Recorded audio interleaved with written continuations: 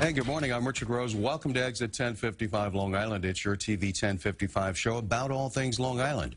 In just a few moments, Babylon Village bans bars and restaurants for a year. What difference will it make for the hot nightclub scene there? But we begin with Governor Cuomo's pledge to build more wind farms off the south shore of Long Island and the Rockaways, stretching down perhaps as far as the Jersey coast. And it's all being modeled after the very first offshore wind farm in the U.S., now up and running, not far from Long Island's East End in Montauk. TV 1055's Dorica Duncan gives you a sneak peek from just off the coast of Rhode Island at what many believe is the future of clean energy for Long Island. It's awesome, isn't it? Yeah, it is. It's just spectacular. It's the first of its kind in the U.S. 15 miles off the coast of Rhode Island, these 600-foot turbines stand, anchored in 90 feet of Atlantic waters. They're expected to generate enough energy to power 17,000 homes. Jeff Grabowski is the CEO of Deepwater Wind, which built the wind farm. We see offshore wind producing a lot of energy for the United States, particularly here on the East Coast and the Northeast, where the wind is really strong. These turbines will most benefit Block Island. Because of its location, 45 minutes by boat from the mainland, it currently gets its oil and gas shipped in. Residents pay a premium at peak times, nearly 60 cents per kilowatt.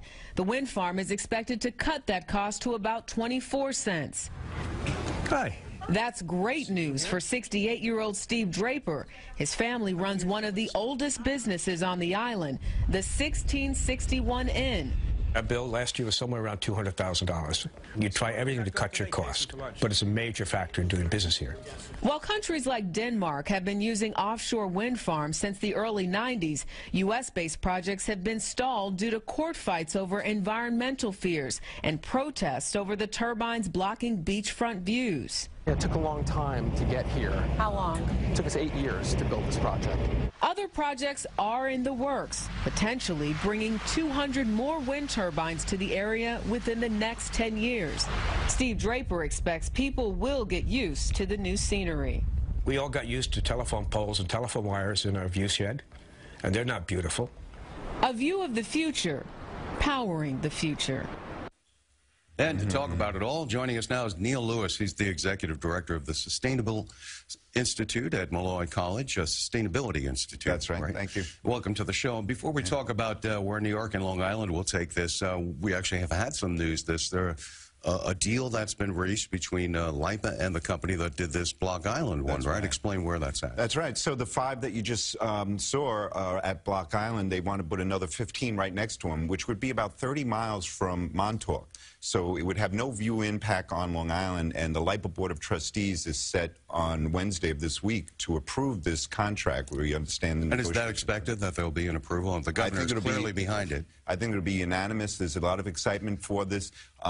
This is particularly going to help the South Fork of Long Island, where there is what they call a load pocket, where there's not enough electricity for the demand. So it's a really good fit, this particular project. Of course, there's proposals for more projects after that. Yeah, we'll get into the detail, and we have a map that you provided we'll show shortly. But have there been any problems with the Block Island program? Has it failed to deliver the power? Is it working as expected? I noticed that there's some loss of transmission when there's a great distance for the transmission line to have to travel, so they only get about 75% of the power.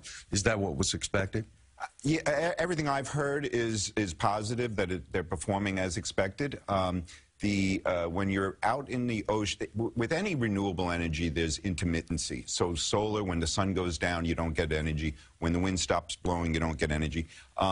That intermittency for offshore wind, however, is much lower than it is for other technologies. So out in these deep waters, we get a 40% capacity factor. It's really a very good number that we're going to get from this clean, renewable energy source. You know, they used to talk about tilting at windmills, and now, in a sense, they're back, you know, except now even out on the ocean. It's incredible how the past has become the future. It really is. You know, the environmental movement, you could argue, started in the Netherlands, where people first started using wind as an energy source. So here we are so many years later. So many years later. Technology. Well, let's talk about what the governor is planning here, because he's been touting it in his speeches, and you provided us a map that shows the impact area for these 15 wind turbines that appear to be on a fast track to being approved by the LIPA board. That's right. And that we'll see in the coming years. Now, where would it be placed, and how much power would it produce? So the images off to the east of Long Island are the ones that are set to be approved by the LIPA board on Wednesday, which is very exciting. You also see this triangular shape that's sort of off of the Rockaways.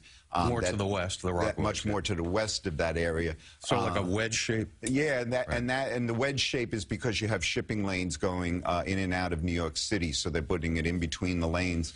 No, that's not far from Jones Beach. I recall years ago a project got shot down because people didn't like the way it was going to look in the water. How is this different? Well, on that map, you also saw a greenish line that represents 12 miles. So we're not talking about any turbines that'll be any closer than 12 miles, and many will be further than that. Will you be able to see them from shore?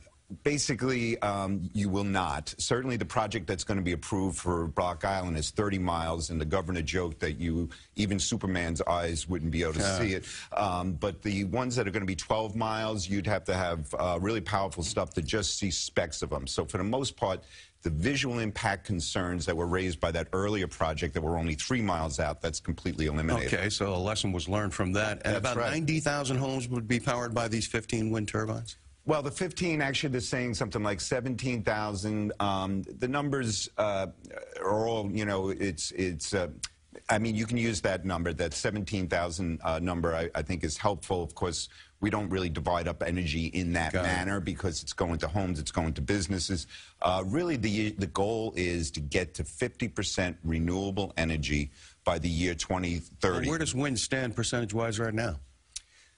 Right now, wind for Long Island, it's virtually nothing. For the United States, we do have very significant wind in places like Texas, but we don't have any in the water except now, finally, in 2016, so the 5. We're in the single digits right now. It's very low, single-digit 4 or 5% somewhere. That's right. And so how do we get to by what year, 2030? By 2030. How do we get to 50% being solar and wind? Right. I think nuclear is being included in that, though, isn't it? No, it's not. There are, yeah, you're right that there's issues about trying to fund some of the old nuclear power plants. For funding of it, yes. But the goal of the 50% renewable wind and solar, the governor put on the table a goal by the end of next, maybe you have me back in a year, by the end of this year, he wants a master plan to achieve 2,400 megawatts of energy. So that would be 400 turbines as compared to the 15 that we're talking about getting approved on Wednesday. But these things are big and take time to build.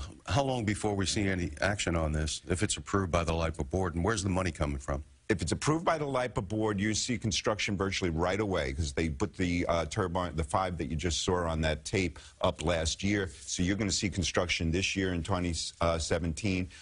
All the funding for these projects come through the ratepayers. Right. So it's all part of our bill. That's why it's a competitive bidding process. In the bill, I see, of upwards of $5 or $6 bucks. The project going to be approved on Wednesday was actually the least expensive option compared to fossil fuel. Again, there was some specifics. But there will be this hike. But let me ask you one last thing. There's significant maritime opposition saying that you're cutting commercial fishing. Yeah, the commercial fishing industry. Cutting into fishing lanes are going to harm their population or maybe even lead to navigational extensive efforts to reach out and try and work with the commercial fishing industry, but they're still very much opposed to offshore wind.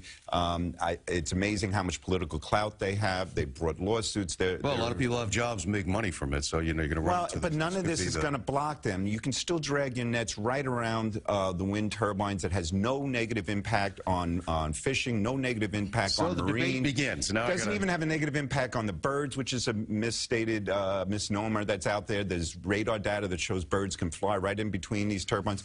You know, I just want to say there's going to be this hearing on Wednesday and this approval. Groups like Renewable Energy Long Island, Citizens Campaign for the Environment, Sierra Club, Natural Resources Defense Council. This has been a real groundswell of And so you have support. the stage for now, and we'll see how this moves forward. It's been laid out by Neil Lewis. Very exciting times. Executive Director at the Sustainability Institute at Molloy College. Sorry, I had to get a little bit more breath for that. And thank you very much for coming in and talking to us about this. Great stuff.